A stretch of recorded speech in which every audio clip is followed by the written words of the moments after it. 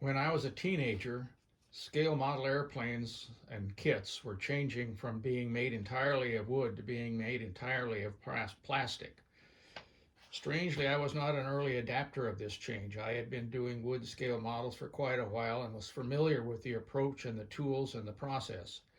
I found out to my dismay that plastic models required different glue, different paint, and entirely different skills.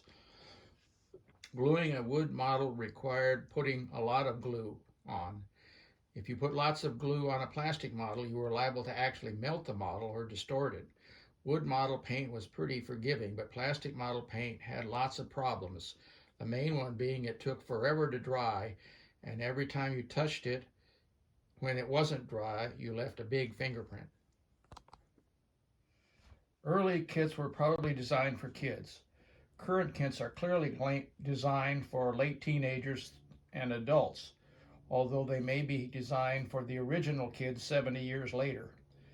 Injection molded tooling was probably nowhere near as complicated and as capable as it is now, and there were a number of ways of doing it now that didn't exist then. For these reasons, the kits tended to be more diverse, and the designs and planning varied considerably between companies. Since the models were made for kids, in my theory, they often contained moving parts that I thought were somewhat toy-like.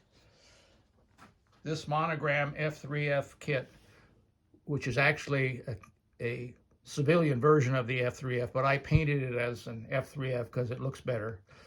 It contained an actual sliding canopy here, and the other interesting feature is if you turn the propeller the way it was designed, the gear would retract and then go back down again, as well as it had moving control surfaces. My F3F, when I built it and left the feature of the landing gear coming up and down, it didn't sit right, so it's now built with the gear down and glued. This monogram Piper Tripacer clearly had doors you could open and close. There's the openings and there's the hinged doors to go on it. It also came with a backstory, apparently, that the pilot was taking a hunter, here we see the hunter with his rifle, to the backcountry somewhere, and he was going to hunt, apparently, mountain lions, because there's the mountain lion right there. There were other general aviation aircraft with opening doors. There was a B-66 that had opening bomb bays and a droppable bomb, as well as a TBF Avenger with the droppable torpedo. There was a C-47 with paratroopers. There was a T-28 with retractable landing gear, etc. Another difference was the use of colors. Some companies tried to mold plastic kits that would result in a finished model without painting. Pyro is an example of this type of thing. Obviously, this isn't an airplane model, it's a ship model. But as you can see, it comes with wood-colored hull and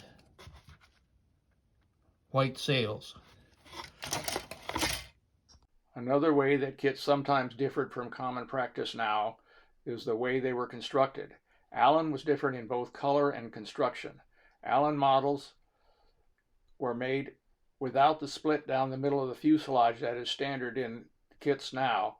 Their kits went to great lengths to try and conceal the split lines of the plastic model such that the finished model appeared seamless. They also molded them in plastic that was representative of the color's aircraft, and they had no landing gear, and it was posed in flight on a really nice clear plastic stand. The result was an idealized looking aircraft that was extremely shiny and pretty, and that might be used for a salesman or executive's desk model. I think I've actually seen one used for that purpose. As I remember it, Aurora was the company that most used bright colored kits. I seem to remember fighter aircraft coming in a box with a window so that they would self-advertise by showing the extremely brightly colored fighter plane inside. I'm really sorry I don't have a single Aurora kit to show. Here's an early Lindbergh kit that advertises that it only has 12 parts. Pretty basic. Another feature of early models that I really didn't like was raised panel lines that included outlines of insignias and other markings molded into the kit. This made putting on the decals almost impossible. This is a kit that has that feature.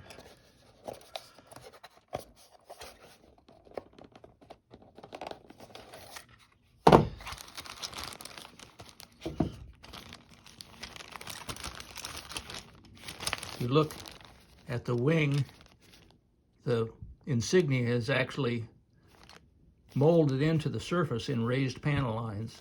This is fairly light compared to some of the kits where they were very heavily raised and no decal would ever sit down on them.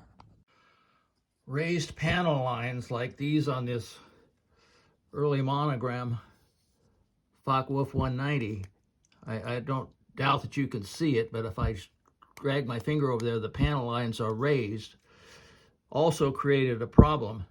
If you're going to join the two halves together, there would be a seam you would have to doctor to make it less obvious.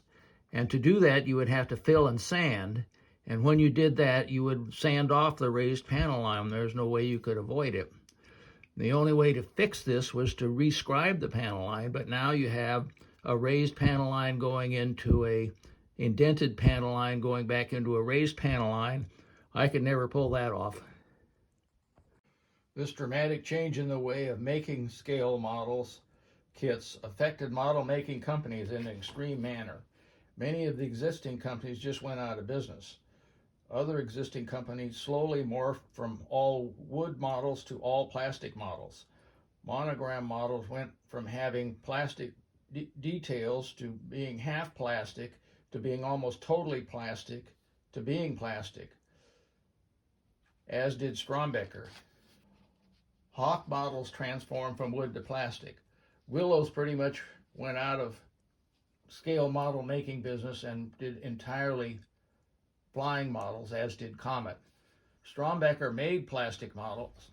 This is a nice one here, but they eventually sold their modeling business and went completely out of the business. Aurora, Revell, Pyro, and others came into existence as plastic modeling companies.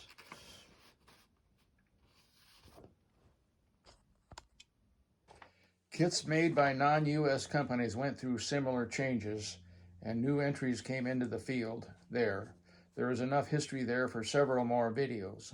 If you're interested in model company histories, some references are listed at the end of this video. Thanks for watching. If you like this video, give me a like and consider subscribing.